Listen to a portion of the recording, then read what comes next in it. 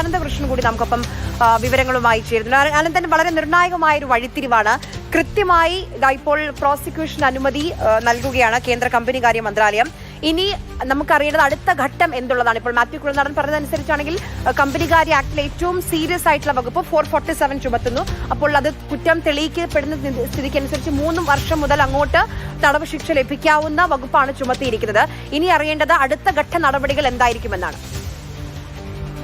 ആര്യ, സംസ്ഥാന രാഷ്ട്രീയത്തെ പിടിച്ചുലയ്ക്കുന്ന ഒരു വാർത്ത തന്നെയാണ് പുറത്തു വരുന്നത്. മുഖ്യമന്ത്രിയുടെ മകൾ വീണ ടിയും അവരുടെ കമ്പനി എക്സാലോജിക്കും CMRലുമായി നടത്തിയ സാമ്പത്തിക ഇടപാട് അത് ഫ്രോഡുലന്റ് ഇടപാടാണ് എന്ന് SFIO കണ്ടെത്തിയിരിക്കുന്നു എന്നുള്ള പ്രധാനപ്പെട്ട വാർത്തയാണ് ഇപ്പോൾ പുറത്തു വരുന്നത്. അത് സംബന്ധിച്ച് ഈ കേസിൽ പ്രതി ചേർത്തിരിക്കുന്ന SFIO പ്രതി ചേർത്തിരിക്കുന്ന വ്യക്തികളെ പ്രോസിക്യൂട്ട് ചെയ്യാനുള്ള അനുമതി കേന്ദ്ര കമ്പനി മന്ത്രാലയം നൽകിയിട്ടുണ്ട് എന്നുള്ളതാണ് ഇപ്പോൾ പുറത്തു വരുന്ന വാർത്ത. ഇനി ഈ അന്വേഷണ റിപ്പോർട്ട് ചാർജ് ഷീറ്റ് സഹിതം SFIO കൊച്ചിയിലെ കോടതിയിൽ സമർപ്പിക്കും. അതിനുശേഷം വിചാരണ നടപടികൾ അടക്കം അത്തരം നടപടികളിലേക്ക് പോകും. ഏതായാലും ഈ നേരത്തെ ഇൻറ്ററിം സെറ്റിൽമെന്റ് ബോർഡ് കണ്ടെത്തിയ, അതായത് CMRലും എക്സാലോജിക്കും തമ്മിൽ ഒരു അസ്വാഭാവിക സാമ്പത്തിക ഇടപാട് നടന്നു എന്ന് ഇൻറ്ററിം സെറ്റിൽമെന്റ് ബോർഡ് കണ്ടെത്തിയ ആ നടപടി അത് ഒരു ക്രമവിരുദ്ധമായ ഇടപാട് തന്നെയാണ് എന്നുള്ള ഒരു കൺക്ലൂഷനിലേക്കാണ് SFIO ഇപ്പോൾ എത്തിയിരിക്കുന്നത്. അതിൽ പ്രധാനമായും CMRലിന്റെ എല്ലാ സാമ്പത്തിക ഇടപാടുകളെയും കുറ്റപ്പെടുത്തുന്ന, അല്ലെങ്കിൽ അതിലെല്ലാം ക്രമക്കേടുണ്ട് എന്ന് വിലയിരുത്തിക്കൊണ്ടാണ് ഈ അന്വേഷണ റിപ്പോർട്ട് അവസാനിക്കുന്നത്. ഏതാണ്ട് 161 പേജുള്ള ഈ അന്വേഷണ റിപ്പോർട്ടിലാണ് മുഖ്യമന്ത്രിയുടെ മകൾ വീണ ടി അടക്കമുള്ളവരെ പ്രതി ചേർത്തിരിക്കുന്നത്. അതിൽ CMRലും എക്സാലോജിക്കും തമ്മിലുള്ള സാമ്പത്തിക ഇടപാട് 2.7 കോടി രൂപയുടെ സാമ്പത്തിക ഇടപാടായിരുന്നു. ഇത് CMRലിന് എക്സാലോജിക്ക് നൽകിയ സേവനത്തിന്റെ ഭാഗമായി ലഭിച്ച പണമെന്നായിരുന്നു നേരത്തെ മുഖ്യമന്ത്രിയുടെ മകളും എക്സാലോജിക്കും CPM അടക്കവും വിശദീകരിച്ചുകൊണ്ടിരുന്നത്. എന്നാൽ അത് അങ്ങനെയല്ല. യാതൊരു സേവനവും നൽകാതെയാണ് 2.7 കോടി രൂപ CMRL എക്സാലോജിക്കിന് കൈമാറിയത് എന്നുള്ള ഒരു കണ്ടെത്തലിലേക്കാണ് SFIO എത്തിയിരിക്കുന്നത്. അപ്പോൾ അത് ഒരു ക്രമവിരുദ്ധമായ സാമ്പത്തിക ഇടപാട് എന്നുള്ള നിലയിലേക്ക് എത്തിയിരിക്കുന്നു. അതൊരു പ്രധാനപ്പെട്ട ഗൗരവമായ കുറ്റമായി മാറുന്നു. കമ്പനി ആക്ട് പ്രകാരം 447 വകുപ്പാണ് ഇതിൽ ചുമത്തിയിരിക്കുന്നത്. അങ്ങനെ വരുമ്പോൾ ഈ കേസിൽ പ്രതി ചേർത്തിരിക്കുന്നവർക്ക് 10 വർഷം വരെ തടവ് ശിക്ഷ ലഭിക്കാവുന്ന കുറ്റമാണ് ചുമത്തിയിരിക്കുന്നത്. ഈ 2.7 കോടി രൂപയുടെ ഇതുമായി ബന്ധപ്പെട്ട് നമ്മൾ കേൾക്കുന്നത് ആദായ നികുതി വകുപ്പിന്റെ ഇന്ററിം സെറ്റിൽമെന്റ് ബോർഡിന്റെ റിപ്പോർട്ടിലാണ്. അത് കഴിഞ്ഞ് ROC പരിശോധിച്ചു, അവരും സമാനം അത് ശരിവെക്കുന്നതാണ്. ഇപ്പോൾ SFIOയുടെ അന്വേഷണത്തിലും ഇത് ഈ ഒരു തരത്തിലുള്ള സേവനവും നൽകാതെ പണം കൈപ്പറ്റിയെന്ന് കണ്ടെത്തിയിരിക്കുന്നു. അതിന്റെ ആധികാരികമായ റിപ്പോർട്ടുകൾ വരികയാണ്. ആ റിപ്പോർട്ടിന്റെ അടിസ്ഥാനത്തിലാണ് ഇപ്പോൾ പ്രോസിക്യൂഷനുള്ള അനുമതി ലഭിക്കുന്നത്. അതായത് ഈ സാമ്പത്തിക ക്രമക്കേടിൽ ഇനി മുഖ്യമന്ത്രിയുടെ മകൾ പ്രോസിക്യൂഷൻ നേരിടാൻ പോവുകയാണ്. ഈ സാമ്പത്തിക ക്രമക്കേടുമായി ബന്ധപ്പെട്ട കേസിൽ മുഖ്യമന്ത്രിയുടെ മകൾ വീണ ടി പ്രതിയായിരിക്കുന്നു എന്നുള്ളതാണ് ഇതിൽ ഏറ്റവും സുപ്രധാനമായ കാര്യം. ഈ 2.7 കോടി രൂപയുടെ സാമ്പത്തിക ക്രമക്കേടുമായി ബന്ധപ്പെട്ട് മുഖ്യമന്ത്രിയുടെ മകൾ വീണ വിജയൻ, അതിനൊപ്പം തന്നെ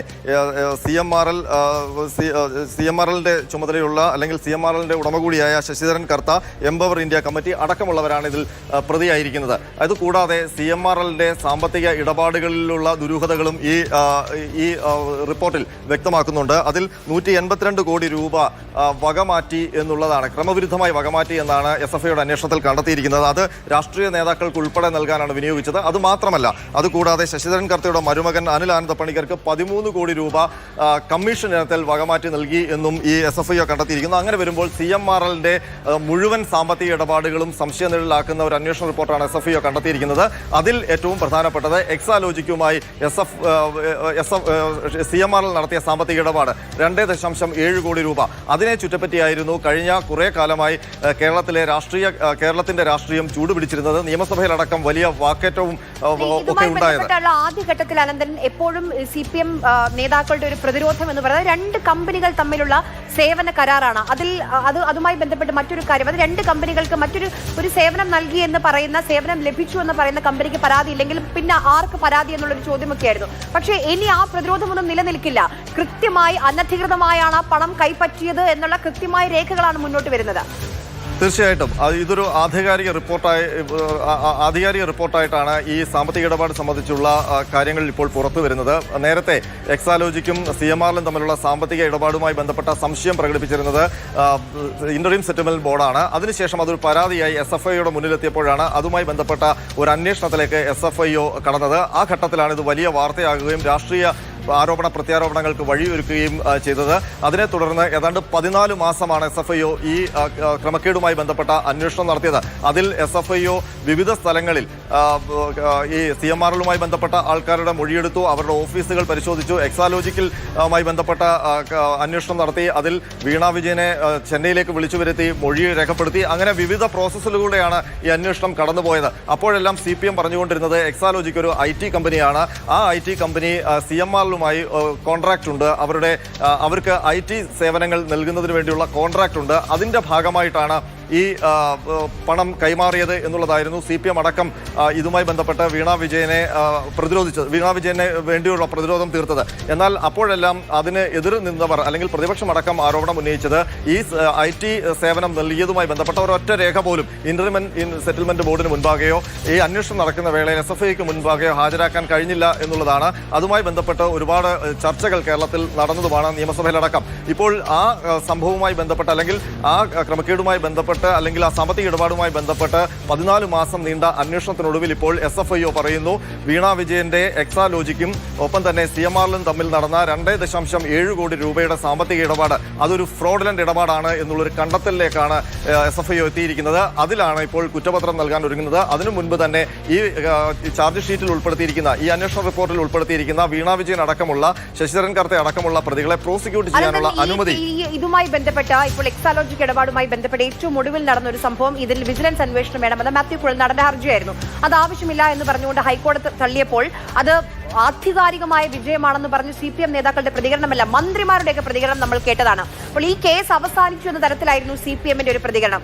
അവിടെ നിന്ന് വീണ്ടും കേസ് ആരംഭിക്കുക മാത്രമല്ല, അതിന്റെ ഏറ്റവും പാരമ്യത്തിലേക്ക് എത്താൻ പോവുകയാണ്. മുഖ്യമന്ത്രിയുടെ മകൾ പ്രോസിക്യൂഷൻ നടപടികൾ നേരിടാൻ പോവുകയാണ്, പ്രതിയാവുകയാണ്.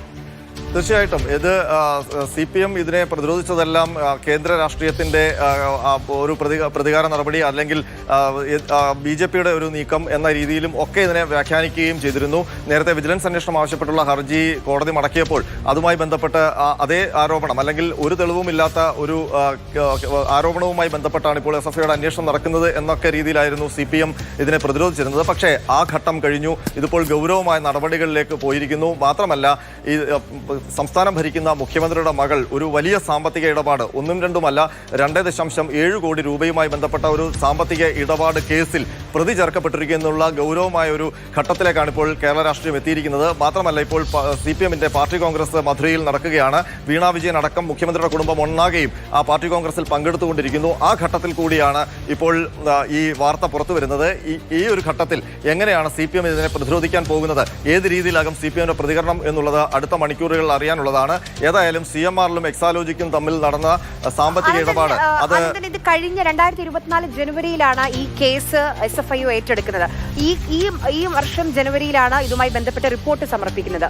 അപ്പോൾ ഒരു വർഷത്തെ കാലയളവിൽ വിശദമായ അന്വേഷണത്തിനൊടുവിലാണ് ഈ 126 പേജ് ദൈർഘ്യമുള്ള ഈ റിപ്പോർട്ട് തയ്യാറാക്കിയത്. അതിൽ നമ്മൾക്കറിയാം വീണ വിജയനുമായി ബന്ധപ്പെട്ട് വീണ വിജയന്റെ അടക്കം മൊഴികൾ ഇതുമായി ബന്ധപ്പെട്ട് SFIO തേടിയിട്ടുണ്ട്. ആ കാലയളവിലൊന്നും എന്ത് സേവനം നൽകി ഈ പണത്തിന് എന്ന് വീണ വിജയന് SFIOയെ ബോധിപ്പിക്കാൻ കഴിഞ്ഞില്ല, കൃത്യമായ രേഖകൾ സമർപ്പിക്കാൻ കഴിഞ്ഞില്ല എന്നുകൂടി വേണോ മനസ്സിലാക്കാൻ? തീർച്ചയായിട്ടും. കാരണം ഇന്റർമെൻ സെറ്റിൽമെന്റ് ബോർഡിന്റെ മുൻപാകെ ഈ സാമ്പത്തിക ഇടപാട് ഒരു സംശയാസ്പദമായി നിലനിൽക്കുമ്പോഴും അതിനൊരു വിശദീകരണം നൽകാൻ എക്സാലോജിക്കിന് കഴിഞ്ഞിരുന്നില്ല. ആ ഘട്ടത്തിലാണ് ഇന്റർമെൻ സെറ്റിൽമെന്റ് ബോർഡിന്റെ ഇതിലൊരു സംശയമുണ്ട് എന്ന രീതിയിലുള്ള ഒരു അന്തിമ റിപ്പോർട്ട് അല്ലെങ്കിൽ ഒരു കൺക്ലൂഷൻ വരുന്നത്. അതിനെ തുടർന്നാണ് ഇതൊരു പരാതിയായി SFIയുടെ മുൻപിലേക്ക് എത്തുകയും ചെയ്യുന്നത്. അനന്തനിലേക്ക് ഒന്ന് മടങ്ങി വരാം.